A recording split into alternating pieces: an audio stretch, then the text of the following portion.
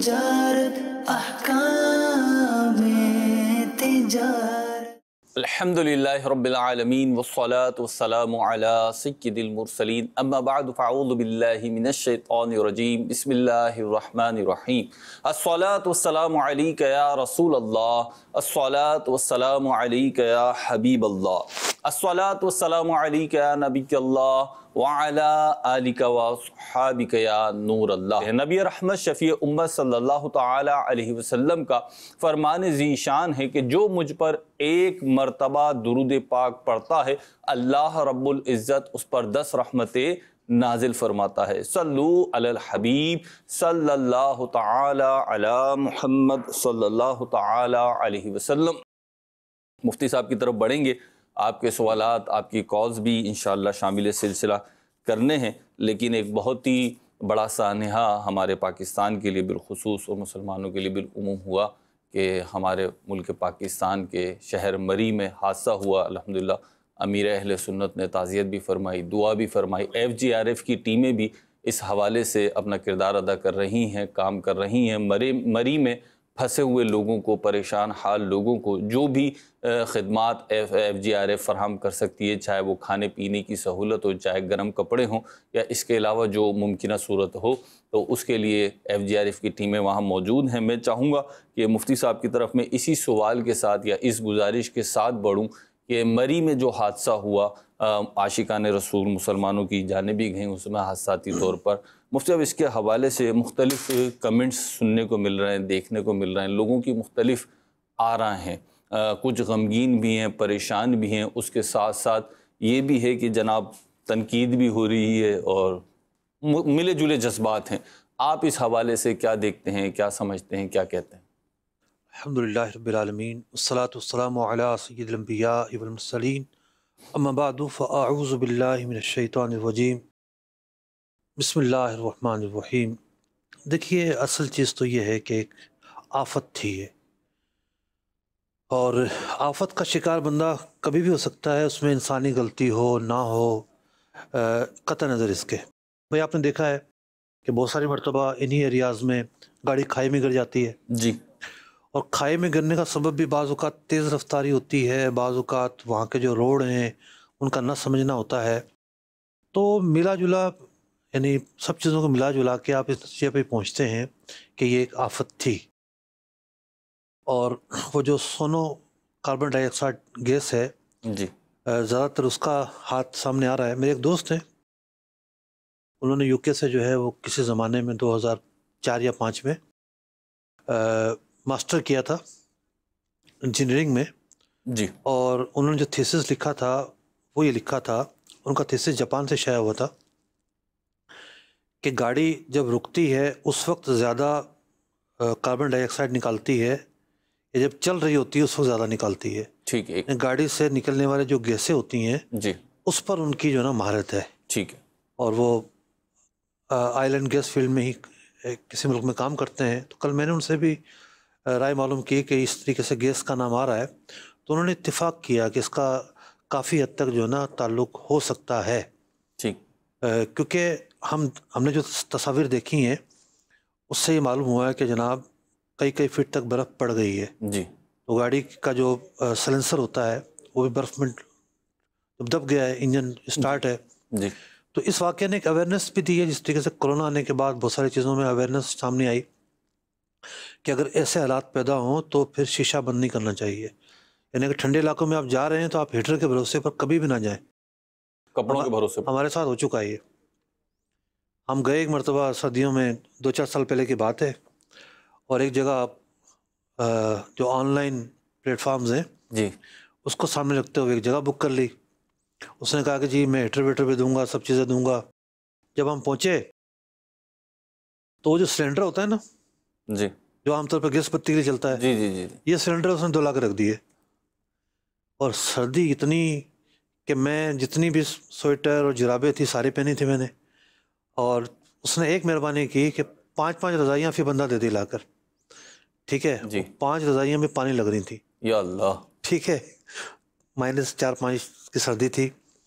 तो अगर आप ठंडे इलाकों में जा रहे हैं तो आप इतना बंदोबस्त करके जाएं اچھا بندوبست کرنا کوئی اتنا بڑا ایشو نہیں ہوتا. آج کل ایسے انرز آ گئے ہیں کہ جو مائنس کے ہوتے ہیں، چڑیا بازار وغیرہ میں آپ جائیں لونڈے میں مل جاتے ہیں.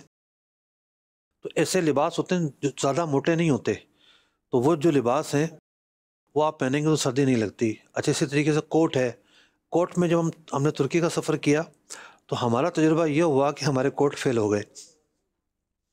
جن چیزوں کو ہم سب سے زیادہ جو نا 3 کلو کے 4 کلو کا ایک ایک کوٹ تھا اور دو لے کر گئے کہ سفر میں ظاہر بات تو کچھ بھی ہو سکتا ہے. ہم نے کہا یہ تو فیل ہو گئے. ہم باہر نکلے اور بارش، یا اللہ. یعنی 12 دن بارش ہوتی رہی مسلسل. ٹھیک ہے. اور وہ کپڑے کے کوٹ، بہرحال کپڑے کے اون کے تھے تو وہ گرم. جی. اب گیلے ہونے کے بعد وہ تو الٹا جو نا وہ بجائے دوائی کے تو ہتھیار بن جائے. تو پھر ہم نے دیکھا کہ کچھ لوگوں کے جو کوٹ ہیں وہ دوسرے والے ہیں جس میں وہ لگا ہوا ہے پیراشوٹ وغیرہ لگا ہوا ہے. کہ گیلے نہ ہوں. ہمارے ایک ساتھی تھے وہ تو کرگستان سے ہو کر آ رہے تھے اور وہاں سے اسی انداز کا کوٹ لا رہے تھے. تو کوٹ میں بھی تجربہ یہ ہوا کہ اس طرح کا کوٹ ہو کہ برف باری ہو رہی ہے، بارش ہو رہی ہے تو وہ گیلا نہ ہو. ٹھیک. تجربات سے بندہ سیکھتا ہے. تو سرد علاقوں میں آپ جاتے ہیں تو آپ یہ سوچ کر جائیں کہ وہاں ہیٹر نہیں ملا تو بھی میں گزارا کر سکتا ہوں. اس انداز کا جو ہے آپ تیاری کے ساتھ جائیں. پھر اویئرنیس کی بھی کمی تھی، پتہ نہیں تھا لوگوں کو کہ یوں اگر ہیٹر چلائیں گے اور یہ سچویشن ہو جائے گی تو یوں ہو سکتا ہے. ایک اور بڑی اہم چیز یہ ہوتی ہے کہ گاڑی چلانا. جی. یعنی جن ایریاز میں برف پڑتی ہے مستقل تو وہ لوگ نمک رکھتے ہیں. یعنی کسی کے بنگلے کے باہر گاڑی کھڑی ہے تو وہ بالکل برف سے ڈھکی ہوئی ہوگی. جی. کئی فٹ برف ہوگا. جیسے کینیڈا میں بہت زیادہ برف پڑتی ہے. وہ جو بڑے مشہور ناگرا فال اس کی جو وہ ہے چشمہ ہے، آبشار ہے، وہ بھی جم جاتی ہے، اتنی برف پڑتی ہے. تو لوگ گھروں سے نکلے، گاڑی برف میں جمی ہوئی ہے جناب، تو نمک ڈالتے ہیں اس کے اوپر. نمک ڈالنے سے جو ہے وہ گاڑی کو کیسے بیلچا چلائیں گے. جی. تو نمک ڈال کے تو اگر آپ برف میں نکل رہے ہیں تو برف میں کیا ٹولز ہوتے ہیں. بعض اوقات خبروں میں آتا ہے اور ہم دیکھتے بھی ہیں کہ زنجیریں باندھتے ہیں ٹائروں پر. ویسے تو برف میں چلنے والے ٹائر ہی الگ ہوتے ہیں. تو اب جناب آپ جو نا وہ میدان اٹھا کر لے گئے یا عام سے گاڑی اٹھا کر لے گئے، یا ایسی گاڑی جو ہے تو لگژری ٹائپ لیکن 4 ویل نہیں ہے. 4 ویل گاڑیاں ایسے علاقوں میں کامیاب ہوتی ہیں. تو یوں کچھ جو ہے وہ اویئرنیس نہ ہونے کی وجہ سے لوگوں کی بھی کمزوری ہے. لوگ جو ہے وہ دیکھ نہیں رہے ہوتے کہ صورتحال کیا چل رہی ہے اور ہمیں کس انداز پر جانا چاہیے یا نہیں جانا چاہیے. جہاں خطر ہوتے ہیں یعنی رسک زیادہ ہوتا ہے اس جگہ سے اوائڈ کرنا چاہیے. کیونکہ ہمارے یہاں کوئی ایسا سسٹم نہیں ہے کہ بہت زیادہ مینجمنٹ ہے ہر جگہ جناب. رسک کم سے کم ہے. ہمارے ہاں نظام ابتر ہے. ٹریفک میں پھنس جائیں ہم تو پولیس والا نہیں آتا، تو کھڑے رہیں جناب، اپنی مدد آپ کے تحت بندہ آگے بڑھتا ہے.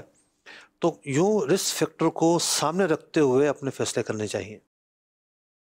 اور جو انتقال کر کے لوگ، اللہ تعالیٰ ان کی مغفرت فرمائے، ان پر اپنے جوار رحمت نازل فرمائے اور جوار رحمت میں جگہ عطا فرمائے. اور ظاہر بات ہے ایک مظلوم ہے بیچارے. جی. ایسا تھوڑی ہے کہ وہ کوئی حرام موت مرے معاذ اللہ. مظلوم ہے بیچارے. ایک گئے تھے کسی جگہ پر اور موت نے آ گھیرا ان کو. ٹھیک ہے. وہ تو اپنے حساب سے کچھ نہ کچھ بندوبست کر کے گئے تھے جیسا تیسا. وہ تو کوئی ایسا تو نہیں تھا کہ وہ بری نیت سے گئے تھے یا شراب نوشی کی محفل سے جانے گئے تھے. ایسا تو ہم ان کے بارے میں نہیں کہہ سکتے. ٹھیک ہے، گئے تھے، سفر کرنا ایک جائز کام ہے. اس طرح کے جو نظارہ دیکھنا یہ بھی ایک جائز کام ہے. لیکن آفت نے انہیں موت آ گھیرا. تو ایک ناگہانی موت اور ایک آفت کا شکار موت ہے. اللہ تعالیٰ ان کی مغفرت فرمائے. جزاک اللہ. مفتی صاحب، سود کے حوالے سے ایک سوال پیش کرنا تھا آپ کو کہ سود کے حوالے سے ظاہر سی بات ہے دین اسلام، آپ یہاں پہ اس فورم سے بھی کئی بار مذمت کرتے ہیں کہ جی سود جائز نہیں ہے، اور بلکہ اس کے معاونین کی بھی مذمت کرتے ہیں آپ. ایک اشکال کہہ لیں یا سوال کہہ لیں، وہ یہ کہ جب کوئی چیز ہم ادھار لیتے ہیں، کسی سے کوئی چیز ادھار لی ہے، اویل کی ہے، تو ہم اس کا معاوضہ دیتے ہیں. کب لیتا ہوں؟ رینٹ پر استعمال کرنے کے لیے لے رہا ہوں، تو اب یہ کپ میں نے استعمال کیا ہے اور اس کا رینٹ دیا ہے. تو وہ جو رقم ہے وہ بھی اسی طریقے کی صورتحال نہیں ہے کہ وہ بھی رقم لی ہے، استعمال کی ہے، اور اب جب واپس کرنی ہے تو اس کا رینٹ دینا ہے. تو کیا سود میں یہ صورت نہیں پائی جاتی ہے؟ دونوں الگ ہیں، ایک ہی ہیں، کیسے ہے؟ دیکھیے بہت ساری تھیوریز پائی جاتی ہیں سود کے حوالے سے. جو لوگ دنیاوی تعلیم پڑھتے ہیں تو ان کو بطور نظریے کے پڑھایا جاتا ہے کہ سود اگر اختیار نہیں کیا جائے گا تو جو منی کی پرائز ہے، ڈی ویلیو جو اس کا ہونا ہے، تو یہ بڑھتی چلی جائے گی، ڈی ویلیو ہونا اس کا، اور آپ سروائیو نہیں کر پائیں گے. بہت ساری تھیوریز ہوتی ہیں. لیکن ہمارے ہاں صرف ایک ہی طرح کی تھیوریز پڑھائی جا رہی ہیں. بھائی علماء کیا کہتے ہیں اور جو آپ کا سوال ہے اس کے مقابلے میں کیا جواب ہے، کبھی آپ وہ بھی تو ڈسکس کریں. سی اے کرنے والے، فائنینس پڑھنے والے، اکاؤنٹنگ پڑھنے والے، ان کے لیے دعوت فکر ہے. آپ نے تو اتفاقی سوال کیا، آپ کو شاید معلوم بھی نہ ہو. اسلامک فائنینس کورس جو ہم نے کر رکھا ہے، میرا سود پر لیکچر تھا، تو ایک سی اے کرنے والا بچہ تھا، اس نے سوال کیا یہ. تو میں نے اس سے کہا کہ دیکھیں جو روپیہ ہے وہ ڈی ویلیو ہو جاتا ہے، اس کی مالیت میں کمی آتی ہے، اس سے تو ہمیں انکار نہیں ہے. جی ہم آپ سے یہ کہتے ہیں کہ بھائی آپ روپیہ کیوں دیتے ہیں، آپ ٹریڈ کیوں نہیں کرتے؟ تجارت کر کے بھی تو روپیہ بڑھایا جاتا ہے نا. جی تو راستے دو ہیں. آپ جو یہ کہہ رہے ہیں کہ جی روپیہ ایک ایسا آئٹم بن جائے جو کرائے پہ چلا جائے، جی دنیا میں آج تک کوئی نہیں کرتا. اگر تھیوری ہے تو بتائیں ایسا کہاں ہوتا ہے کہ کرائے پہ لیا جاتا ہو پیسہ، سود پہ لیا جاتا ہے. تو فقہ اسلامی میں تقسیم کاری ہے، ایک طرف گڈس ہے، دوسری طرف کرنسی ہے. ٹھیک. کرنسی ہونے کے لیے کیا چیز ضروری ہے، اس میں سے ایک یہ بھی ہے کہ وہ چیز کرائے پر نہیں چل سکتی. کرنسی کا ایک بنیادی کنسیپٹ ہے یہ، کرنسی کو کرائے پر نہیں چلایا جا سکتا. جو گڈس ہیں وہ کرائے پر چلانے کے لیے ہوتے ہیں، گڈس کے اپنے مقاصد ہوتے ہیں، کرنسی کے اپنے مقاصد ہوتے ہیں. اچھا اب اس تھیوری میں کیا فرق پڑے گا؟ ایک آدمی پیسے لے رہا ہے، پیسے لے رہا ہے، پیسے لے رہا ہے، پیسے لے رہا ہے، سود دیے جا رہا ہے. جی بھائی کہاں خرچ ہوں گے یہ؟ کسی انویسٹمنٹ کرے گا، کیسے کاروبار بڑھیں گے؟ کرے گا. بات تو وہیں آ گئی جو ہم آپ کو پہلے اسٹیپ پہ لے کے جا رہے تھے. یعنی ایک سائل کو ہم جو پہلے اسٹیپ پہ لے کے جا رہے ہیں، جب آپ نے لگانے تجارت پر ہیں تو پھر آپ تجارت کی بنیاد پر پیسہ لیں. ایٹ دی اینڈ وہ بزنس میں یوز ہونے. بزنس آپ جب یہ کہتے ہیں بزنس میں یوز ہونے ہیں، دیکھیں دو چیزیں ہوتی ہیں. بعض اوقات کیا ہوتا ہے، اس نے بھی اٹھا کے سود پہ دے دیے، اس نے بھی اٹھا کے سود پہ دے دیے. ایک ایسی سپلائی چین بنی جو کھوکھلی ہے، ٹھیک ہے. جس میں اضافہ کیسے ہوگا؟ اس میں تو اضافہ نہیں ہے. اگر آج ہم چائنا کی ترقی کی بات کرتے ہیں تو تجارت اس کی ترقی کا باعث ہے. ٹھیک ہے. یعنی وہ اتنا مال بناتا ہے کہ دنیا بھر میں جا کے بکتا ہے، اس سے اس کو پیسے آتے ہیں. جی تو جب آپ یعنی جدید جو معیشت ہے وہ اس بات کی سے انکار نہیں کر رہی کہ اصل جو معیشت کی ترقی ہے وہ تجارت سے ہوتی ہے. تو بھئی آپ پیسے کو سود پر لگانے کے بجائے تجارت کے موڑ پر لگائیں.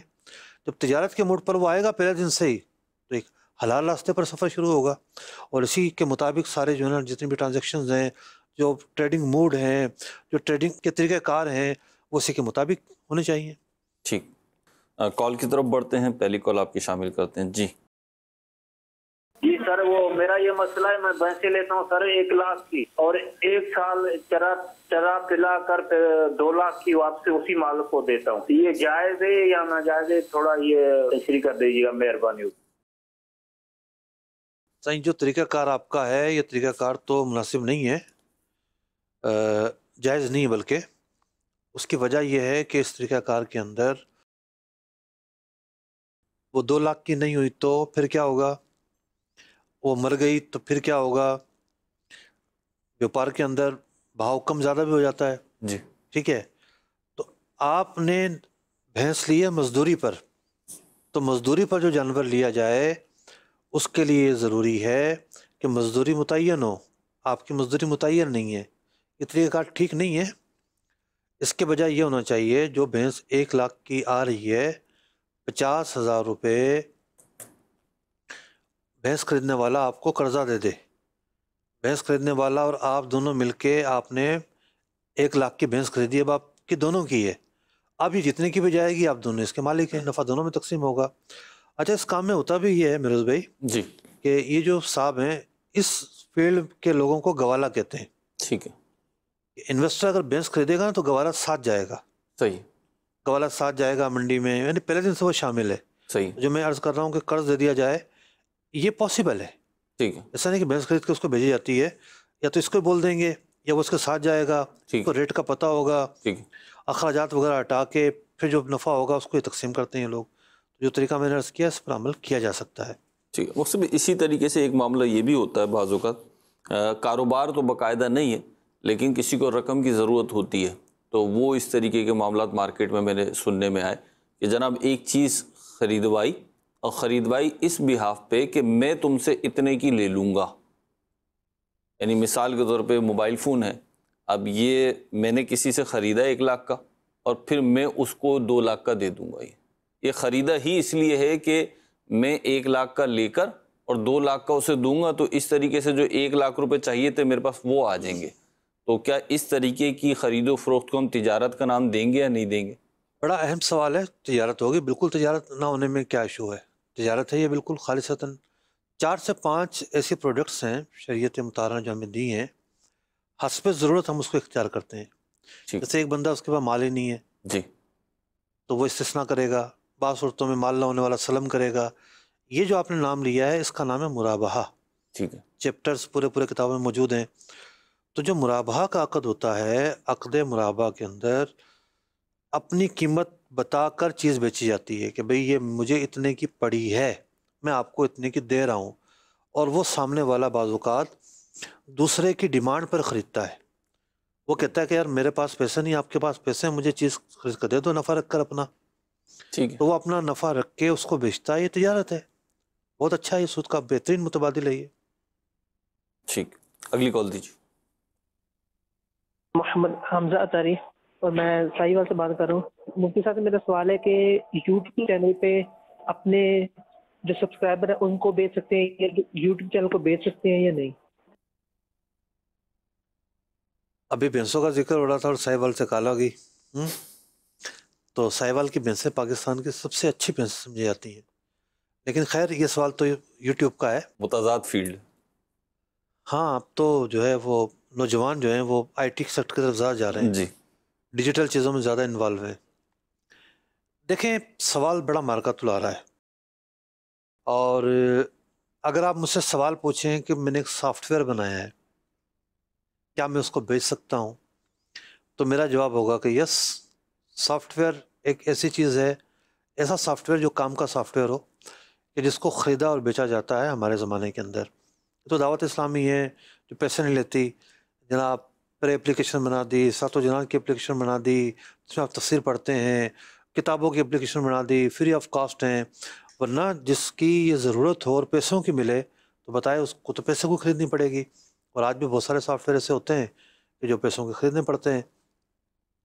تو اگر میں یہ سوال، آپ مجھ سے یہ سوال کرتے کہ میں نے ایک سافٹ ویئر بنایا ہے تو بتائیں کیا میں اس کو بیچ سکتا ہوں، تو میرا جواب ہوتا ہے یس آپ بیچ سکتے ہیں. ٹھیک ہے. اب آپ کے سوال کی طرف آتے ہیں. آپ کہتے ہیں جی میں نے ایک یوٹیوب چینل بنایا ہے، اس میں بڑی محنت کی ہے. اب یہ بھی ایک ڈیجیٹل پروڈکٹ ہے، اس میں کوئی شک نہیں ہے.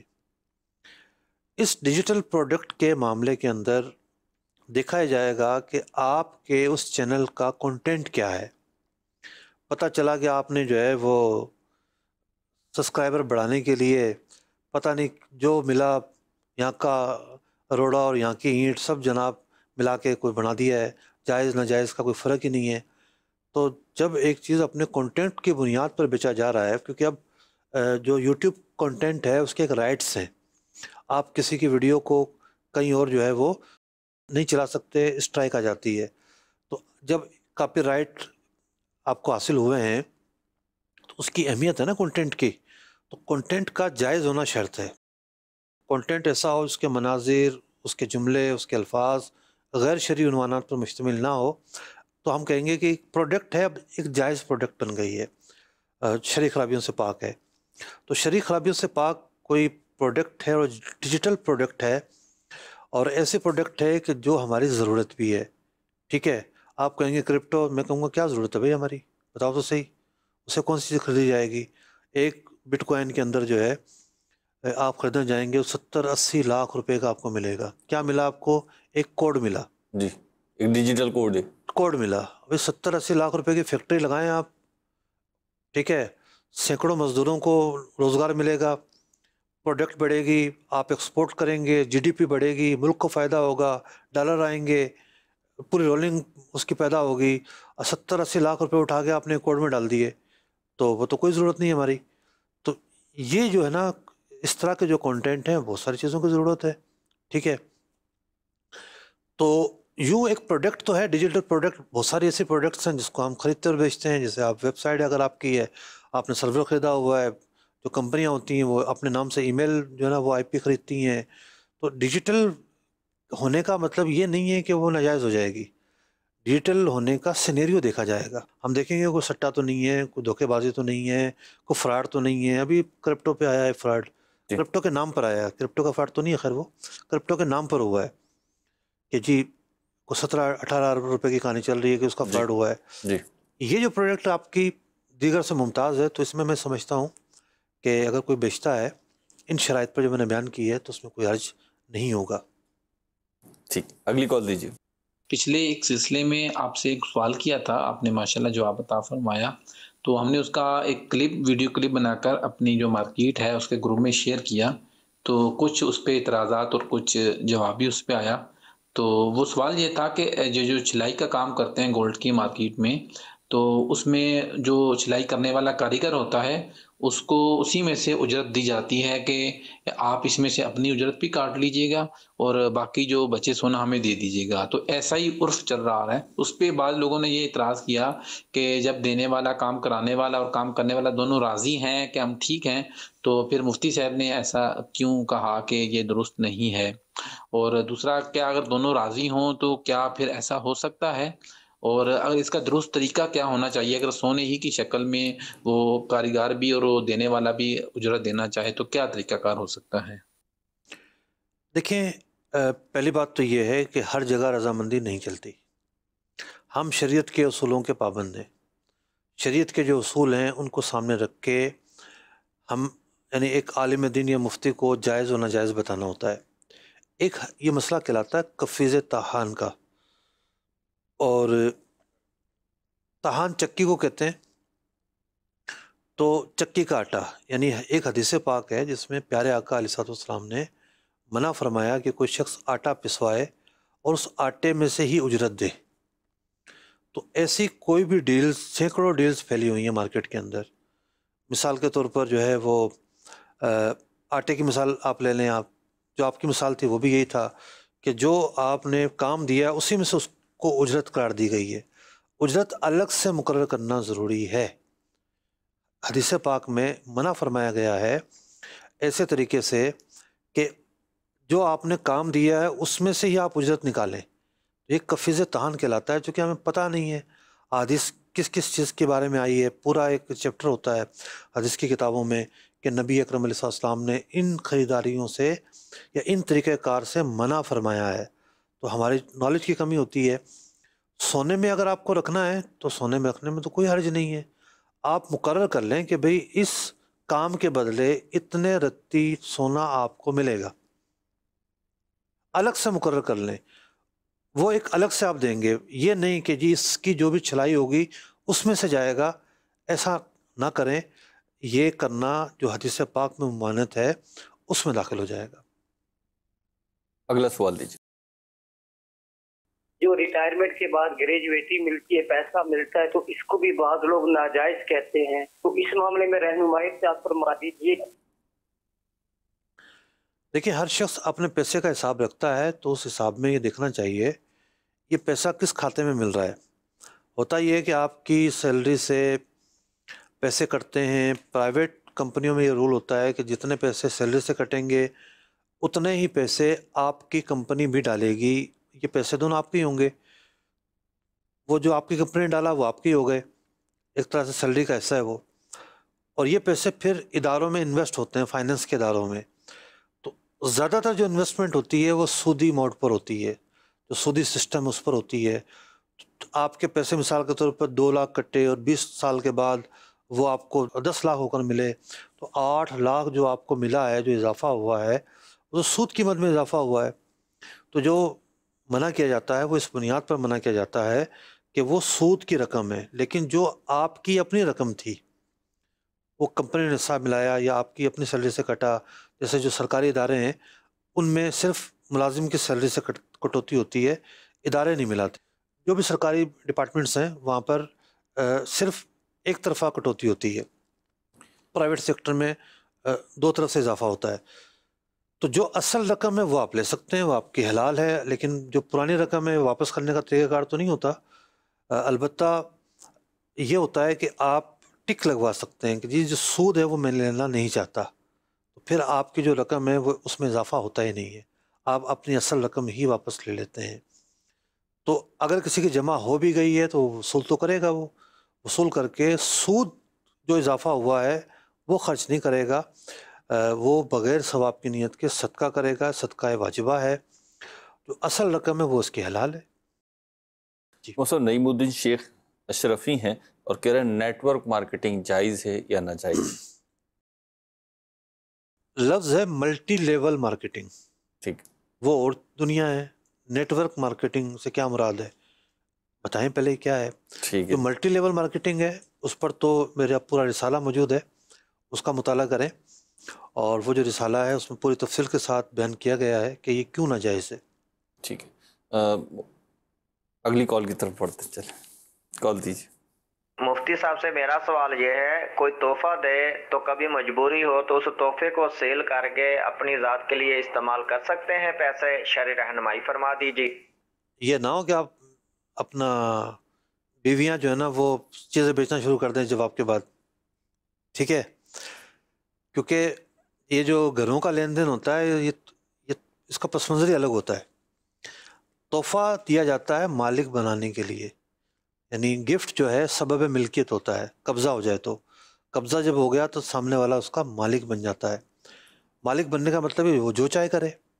تو یہ کس نے کہا ہے کہ جناب وہ بندہ مجبور ہے بیچ نہیں سکتا؟ وہ مالک ہے بیچ سکتا ہے۔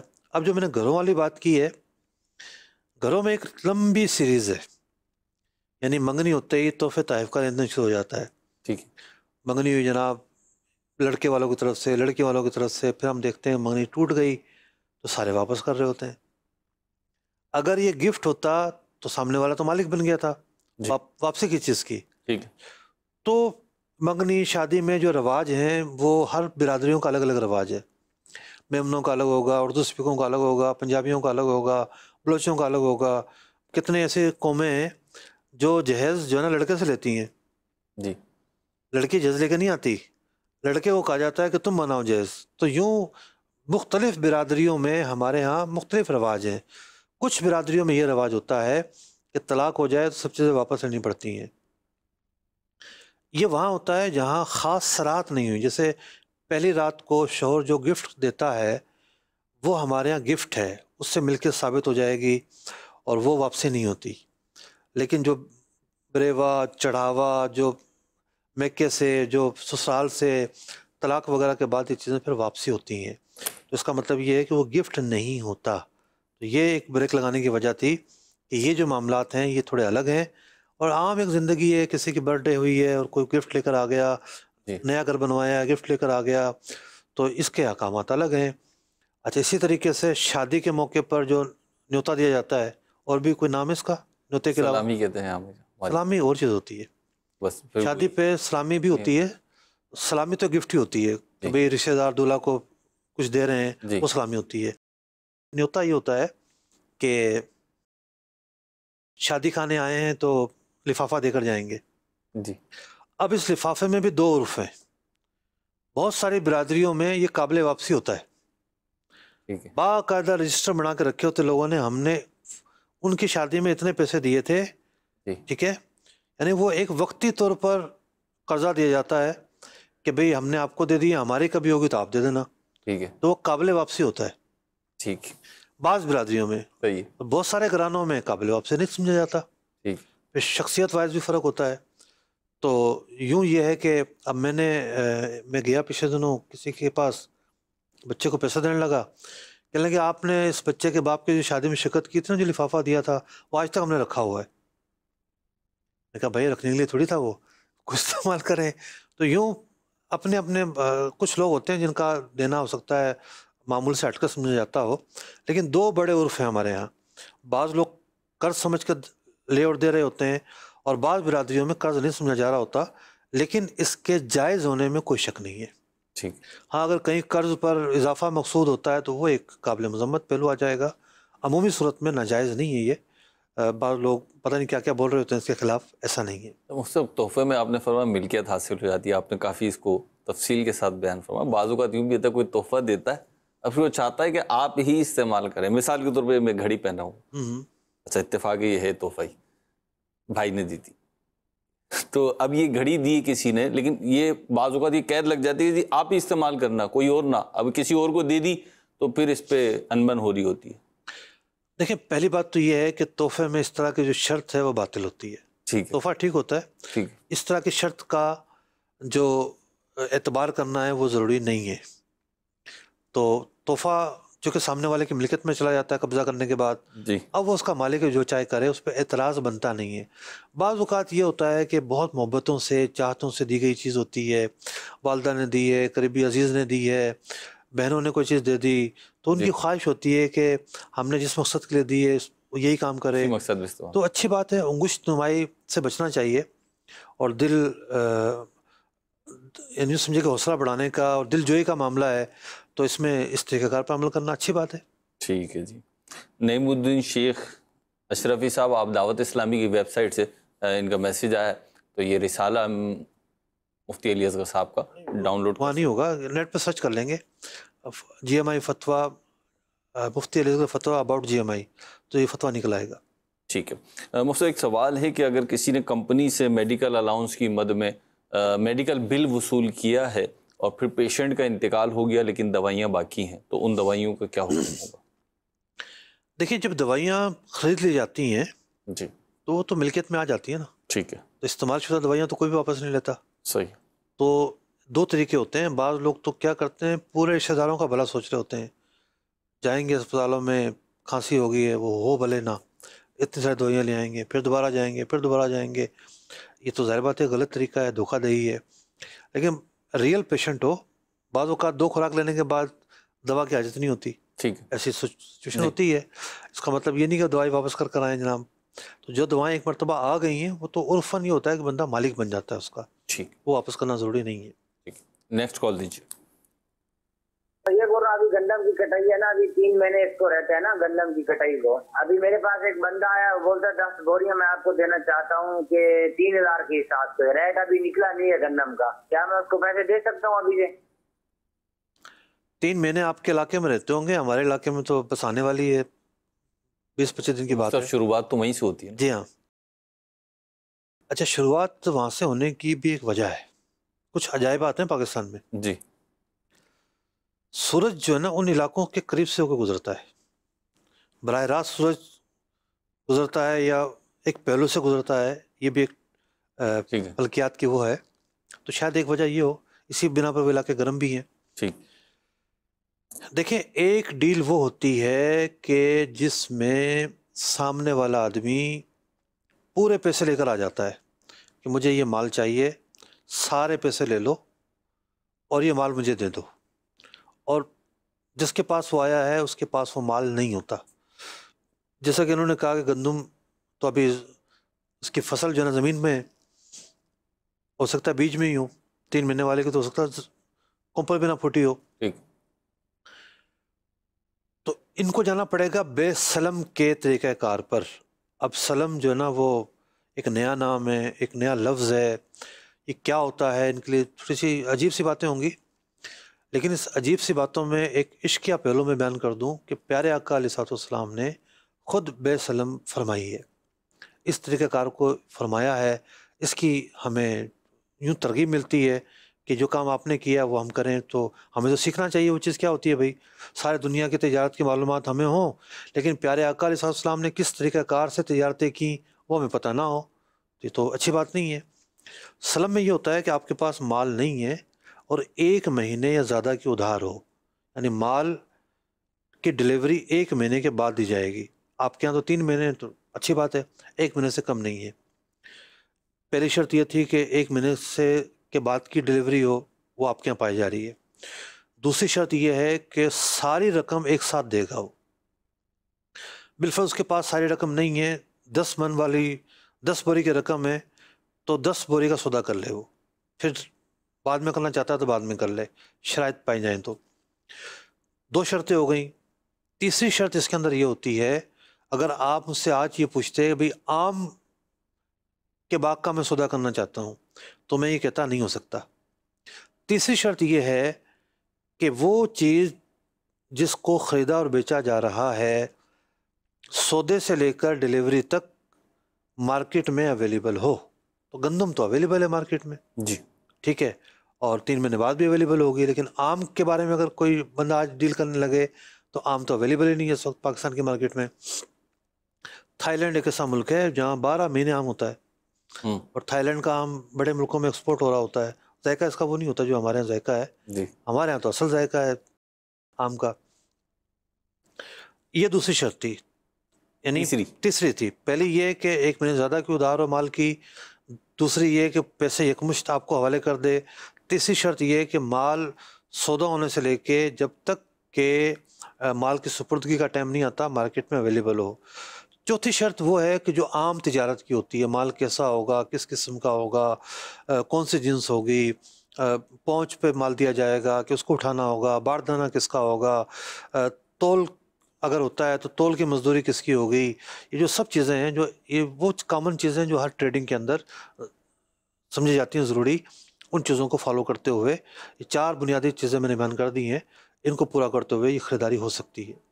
ٹھیک، ہمارے پروگرام کا وقت بھی اختتام کو پہنچا۔ مدنی چینل دیکھتے رہیے، اللہ تعالی ہمیں علم دین سیکھنے، اس پہ عمل کرنے کی توفیق عطا فرمائے۔ صلو علی الحبیب صلی اللہ تعالی علی محمد صلی اللہ علیہ وسلم۔ احکام تجارت، احکام تجارت۔